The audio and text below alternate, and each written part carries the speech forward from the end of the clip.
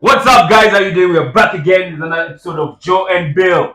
Joe, Bill, United, Liverpool, Arsenal. What do I chini yetu? What are you talking like, Rao? Hey, yeah, lakini tutashinda. Unajua raha washinda. Hey. This podcast will never end. So, I don't know what to start with, man, apart from us being on top of you guys. Are you guys liking us being second on top? Okay, now it's right for third, but As we speak right now, it's Tottenham, Man City, then Arsenal. Okay. Which maybe by the time we're done with game week 3, we might actually be comfortably on top because Man City is a draw on Newcastle. For me, here's the thing. You know, structurally, you guys have pungered yourself. You guys have arranged yourself very well. 2 wins and a possible third win in the next maybe 1 hour, 1.5 hours. You know, Arsenal. Here's the thing: you have to call it a spade a spade. Arteta is doing something really good there. Yeah, we just have to agree. And, at the moment, things are working well. And they do because at the moment, these are not going to change. Hata red cards zikuje. Zaka, how you doing? What do you think? Well, I think it's just temporal. We all know where Arsenal will end up. Once the season goes along and it now takes a life of its own, we all know where Arsenal will end up. So it's like an elephant climbing a tree. You're like, imepanda mti aje, how will it come down? But anyways, on a more serious note, just call you guys elephants. Arsenal are playing very well. Yes. The system, the philosophy is working. The players are fitting in like a glove. So far, so good for Arsenal. Yeah. And I mean, they're showing us good things. Yeah. Speaking of things that are not fitting in like a glove. Hey. Wagwan, bro. Wagwan. Let me tell you something. This has been the most absurd and at the same time interesting week for Manchester United. Yeah. We've been linked to everyone and anyone. Even the Queen of England was linked with us at some point to play. Yeah. Stewie Griffin, a cartoon character, was linked with us. We were linked with everyone. Yeah. Big Will even can't call it a panic buy anymore. This was just stupidity in the making. Out of all this nonsensical, we got Casemiro. Yeah. How do you like that signing? It's 60 million. Yeah. For 31-year-old. We are going back to what we were talking about. Manchester United. We are going back to the philosophy that we left, whereby we should not sign players who are aging up just for the short term. Yeah. This is another Schweinsteiger. Man say, we might as well go for Arturo Vidal at this rate. And we add the guy who doesn't have a club from Real Madrid. Marcelo. Let's go for them. Because that's what you're doing. Let's bring back the band together. The band that plays 1 month. Yeah. To your defense, for the first time I think I'll defend Man United. I feel like Casemiro is a good addition.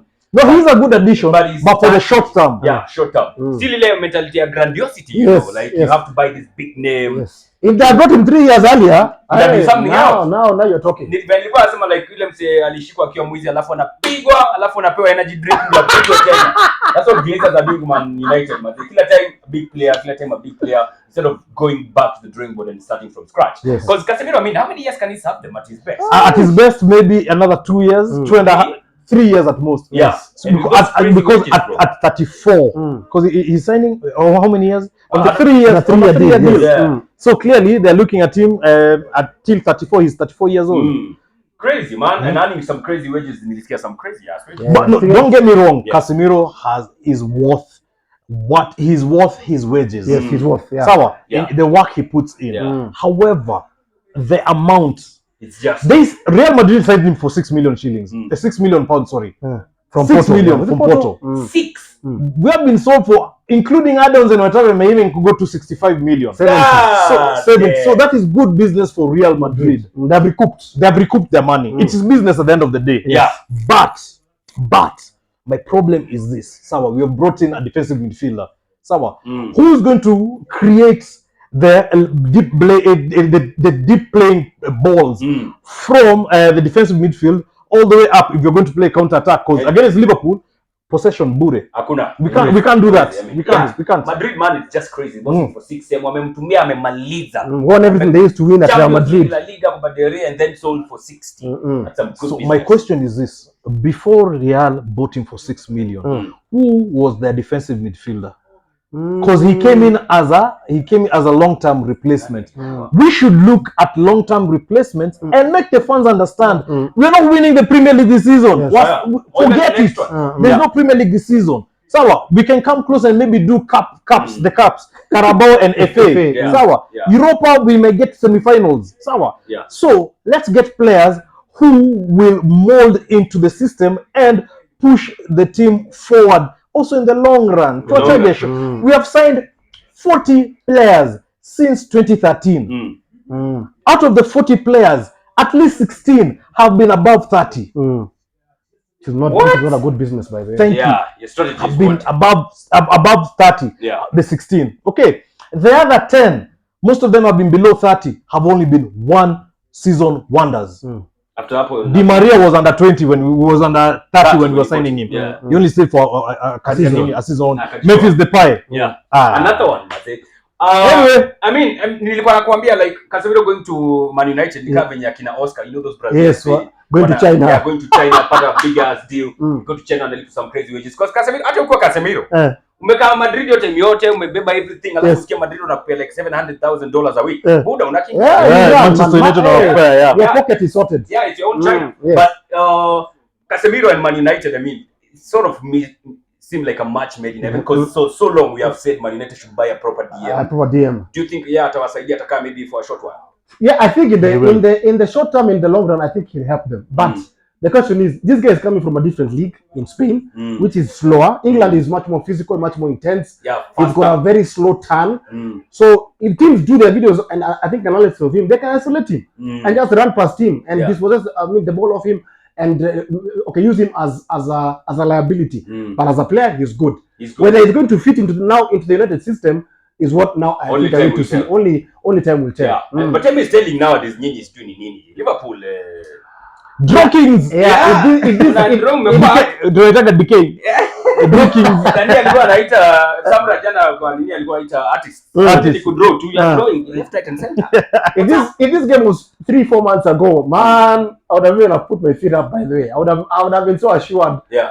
I mean, we're winning. But right now, Liverpool are not playing very well. Can you imagine we chap you pre-season and then the Premier League? Yeah, because we lost to Man United 4-0 in Bangkok, the so-called Bangkok Cup. Not so-called, there's a place called Bangkok and another cup. Yeah, AKA we won the Bangkok Cup. Bangkok Cup is Singapore champion. So Liverpool need to get that. This is a huge game. Yeah. It's a huge game. But I think I would rather have the problem which we have at Liverpool, whereby we are not scoring goals and we've got sort of like a dodgy midfield, than the issues which are at United. United, I mean, when you compare much to United right now, no, but I'm talking about Liverpool. I'm looking at the form guide, by the way, right now. Your form guide, you are the tail of the tape. United have lost 2 games. They're bottom of the table. We are not. We are 12th. We've at least scored 3 goals. You have 2 points. Yeah, we've got 2 points. You guys have 0, right? Correct. You guys haven't even scored a goal yet. The goal of the month technically come from this game. We might have to go back to training. So I don't know. For me, let's see who starts. That's what we said about you. Yeah. When we said last Life comes at you fast. I don't know who starts in midfield, but I hope Naby Keita starts. Because I think if you put Harvey Elliott in midfield, we'll be asking too much from him in a very huge game. So start Naby Keita. We all know what happened last season when we played United, both home and away. We scored 9 goals against them, and they didn't even score even 1. Yeah. So a little bit worried. My panicometer maybe could be at 3-4, but overall, panicometer. Yeah. But overall, in terms of our football philosophy, our game and everything, I think we're okay. Yeah. Nilisikia Nani is out. Firmino is out for the game. No, he's going to play. Bobby is going to play. Yeah, Bobby Firmino will play. He played yesterday, played on Thursday. Diego, of course, will be out. Probably come at the end of the month. This game we might be relying on Mo Salah, Luis Diaz, and Harry Maguire. Those are the guys that might be relying on. Maybe as long as we don't, I'm sorry to say this, Lisandro Martinez is a very good player. He was a very good player at Ajax as a defender. Here, clearly, he still has some time to learn it. If he can be deployed as a defensive midfielder, please, Manchester United. Defensive midfielder, he will work wonders there. Yeah. Sawa. All right. He knows how to play the ball. He knows how to run with the ball. He knows how to distribute the ball.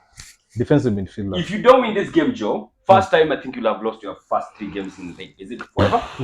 Like, it will be a long time. Yeah. But more importantly, family rooted at the bottom. I would rather get a point against Liverpool than lose against Liverpool with the idea that we're improving. To improve is that you do not concede goals and you keep the game at bay. So keep the game. We at home. We at Old Trafford, man. So not so cold, but okay, now it's so cold. The theater of dreams. Let's do it, man. Is it dreams? Get in there, United. Dreams. Come watch Sandman. Get it. See more of nightmares. Your prediction for the game as you conclude. Which game? There's so many games. No, for Monday. The big Monday. No, I'm going for 1-1. 1-1. 1-1. Yeah. So we're scoring you and you're going to score. Who's scoring for you guys? First days. Who's scoring? I have no idea. You just know someone will score. When I go on goal, I just want 1-1. Yeah. All right. Big win, who's scoring for you guys? I'm going for 2-1. In my 1-1. 2-1 win for Liverpool. Mo Salah and let's see, Mo Salah and Luis Diaz to score. Mo Salah and Luis Diaz. But you know, let me just be realistic. To be honest, if we line up in the 4-3-3 we lined up with Brentford, we're going to lose this game horribly. Yeah. We need more defensive cover. Yeah. I'm going into this game wanting a point. I would be happy if you give me a point right now. I'll take happy it. days. Anything but a loss. Happy days, not a loss. Anything not a loss. But if we line up the way we did, prediction yangu ni ujinga. Ayabasi only time. Salah making the cutting. Luis Diaz. Bobby Nduyo and a full back like Kane and distributing the ball. Having the midfield who understand the game. Then having Virgil van Dijk and Kanute. You guys will be tough. And Randy Robertson. Yeah. No, I'm just saying we have fun here, the three of us. I said 1-1, but if we line up and we play like how we played with Brentford, I think the club will be closed after Monday. This one will be an easy 3-1 win for Liverpool. Thank you so much, guys, for coming through. I'll catch you on the next episode. Cheers. Yo! Yes, sir.